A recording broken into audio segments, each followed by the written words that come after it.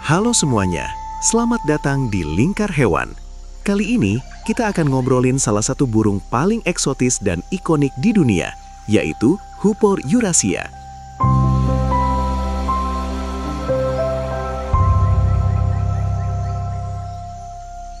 Coba deh lihat penampilannya. Dia punya kombinasi warna oranye kecoklatan yang lembut, strip hitam putih di sayap, dan yang paling mencolok tentu saja mahkota bulu yang bisa berdiri tegak. Mahkota ini bukan sekedar aksesoris loh. Ini adalah simbol keagungan dan misteri yang telah memikat manusia selama ribuan tahun. Siapa sangka, di balik keindahannya, burung kecil ini menyimpan cerita besar tentang komunikasi dan adaptasi di alam liar. Mari kita telusuri lebih dalam kenapa Hoopoe sangat istimewa. Secara ilmiah, Hoopoe Eurasia dikenal dengan nama Upupa epops. Nama ini unik kan? Nama genusnya, Upupa, diambil langsung dari suaranya yang khas. Burung ini tersebar luas, mulai dari Eropa dan Asia hingga Afrika Utara. Jadi, Hoopoe ini bukan burung lokal Indonesia sepenuhnya, tapi sering ditemukan dalam jalur migrasi di beberapa wilayah. Kebanyakan orang mengenalinya karena gaya berjalan mereka yang khas, seolah sedang menyapu tanah dengan paruh tajamnya. Mereka termasuk dalam ordo Bucerotiformes, yang menariknya berhubungan dekat dengan rangkong dan julang. Mereka adalah satu-satunya anggota keluarga Upupidae yang masih hidup. Hoopoe bukan hanya sekedar burung cantik, dia punya tempat penting dalam sejarah dan mitologi. Dalam kebudayaan Mesir kuno, Hoopoe sering dihormati dan digambarkan di makam-makam Fir'aun. Sementara itu, dalam Islam dan Yahudi, Hoopoe dikenal sebagai burung yang membantu Nabi Sulaiman dalam berkomunikasi dengan Ratu Balkis di negeri Sabah. Kisah inilah yang membuatnya dijuluki simbol komunikasi. Di beberapa negara Eropa, burung ini dianggap membawa keberuntungan, meskipun di tempat lain ada yang menganggapnya sebagai pertanda buruk. Intinya, burung ini selalu berhasil menarik perhatian dan memicu imajinasi manusia. Di mana kita bisa menemukan Hoopoe ini? Mereka cenderung memilih area terbuka yang menyediakan banyak serangga, makanan utama mereka.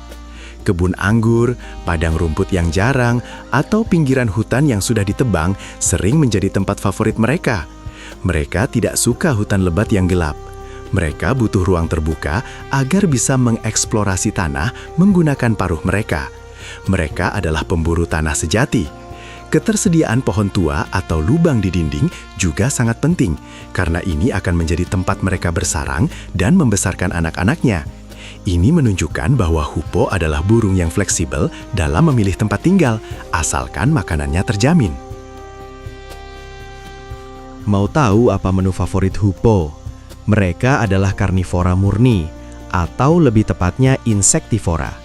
Makanan utama mereka adalah serangga besar, larva, jangkrik, ulat, dan kadang-kadang kadal kecil atau katak. Mereka punya paruh yang panjang, tipis, dan sedikit melengkung, yang berfungsi sempurna sebagai alat deteksi dan ekstraksi.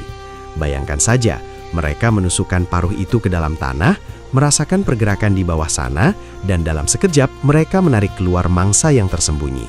Ini bukan sekedar mencari makan, ini adalah operasi bedah mikro yang dilakukan oleh burung. Teknik berburu Hoopoe benar-benar memukau. Mereka berjalan santai di tanah, mengangguk-anggukan kepala sambil menusuk-nusukan paruhnya. Uniknya, paruh ini tidak terbuka di ujung saat menusuk, jadi Hoopoe bisa menggenggam mangsa dengan kuat di dalam tanah. Begitu mangsa ditarik keluar, mereka akan membenturkannya ke tanah berkali-kali untuk membunuhnya dan menghancurkan bagian yang keras, seperti kaki serangga. Barulah setelah itu, mereka menelan mangsa itu utuh. Proses ini menunjukkan kecerdasan adaptif Hoopoe dalam memanfaatkan alat terbaik yang mereka miliki, paruh panjang dan runcingnya. Mari kita bahas mahkota ikonik itu lagi. Kapan mahkota ini berdiri tegak? Ini adalah alat komunikasi visual yang sangat penting. Biasanya, mahkota akan terbuka lebar, seperti kipas, ketika Hoopoe sedang terkejut, merasa terancam, atau sedang melakukan ritual pacaran. Ketika mahkota ditutup, itu berarti burung itu sedang santai atau sedang mencari makan.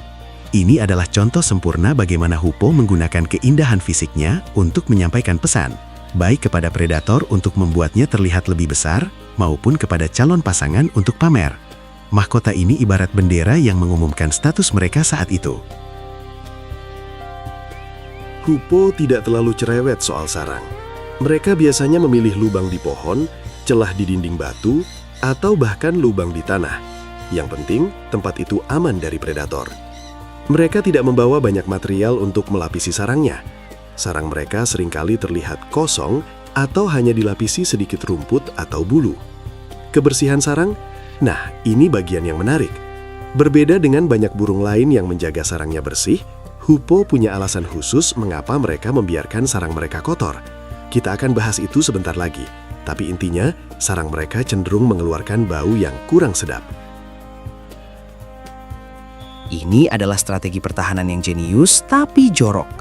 Induk betina dan anak-anak Hoopie memiliki kelenjar khusus yang menghasilkan cairan berminyak dan berbau sangat busuk, mirip daging busuk. Mereka sengaja melumuri sarang dengan cairan ini, ditambah dengan kotoran mereka sendiri yang menumpuk.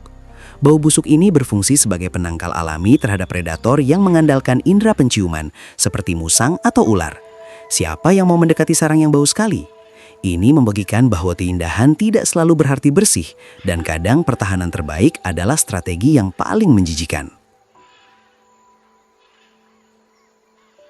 Tahukah kalian bahwa Hoopoe juga sangat berjasa bagi lingkungan? Karena diet utamanya adalah serangga yang hidup di tanah, mereka secara alami membantu mengendalikan hama pertanian dan perkebunan. Mereka adalah petani alam yang efektif.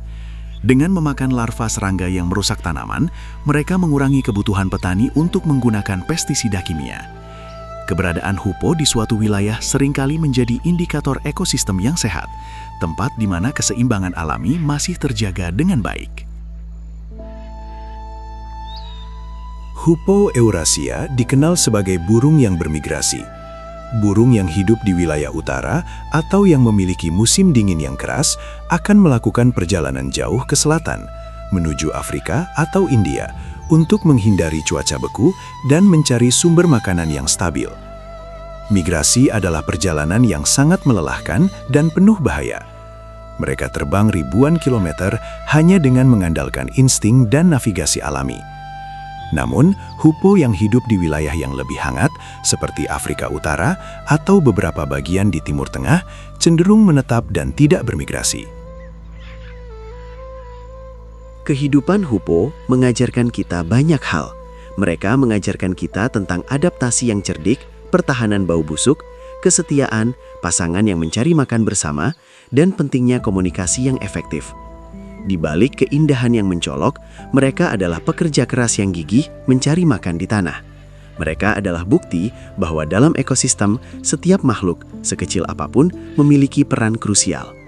Keindahan tidak hanya terletak pada penampilan luar, tetapi juga pada strategi bertahan hidup yang unik dan luar biasa. Itu dia eksplorasi kita tentang Hoopie eurasia, si burung mahkota, simbol komunikasi, dan keindahan alam. Semoga setelah menonton video ini, kalian jadi lebih sadar betapa menakjubkannya makhluk-makhluk di sekitar kita. Hoopie adalah permata yang harus kita lindungi. Ingat, menjaga habitat mereka berarti menjaga keseimbangan ekosistem kita sendiri. Yuk, sebarkan kesadaran ini. Jangan lupa tinggalkan komentar di bawah. Fakta apa yang paling kalian sukai dari Hoopie? Sampai jumpa di video berikutnya, dan teruslah menjelajahi keajaiban alam.